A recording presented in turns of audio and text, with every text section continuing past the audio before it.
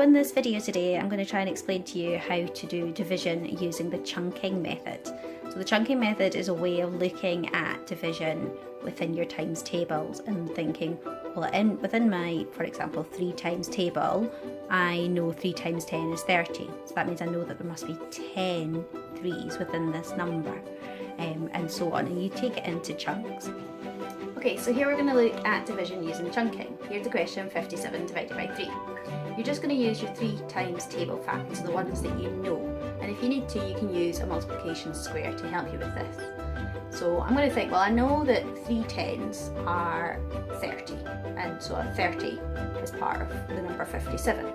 So I can take 30 away, knowing that 30 is 10 lots of 3. And then I'm going to take that 30 away from my 57, and I'm left with 27. Now if you know your 3 times table really well, then you should then also know that, well, 27 is 9 3s. 9 times 3, and that's you done it all. And so from that, you now know, well, there were 10 3s and 30, and there's 9 3s and 27. So that means altogether in the number 57, there are 19 3s. Now, you could also, here's another example using the 5 times table. So it's 95 divided by 5. This time around, we are going to think again, use your 10 times 5. There's 10 5s, and that is 50. So that's the easiest one to start with, and taking that away.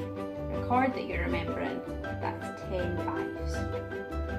Take your 50 away, and you're left with 45. And then you can think, well, I also know that 9 5s are 45. That's 9 5s. So take your 45 away, and you've done everything. You've chunked 95 into 2 parts. You've chunked it into 50 and 45, and thought about how many 5s are in both of those parts or chunks. You're chunking the number up.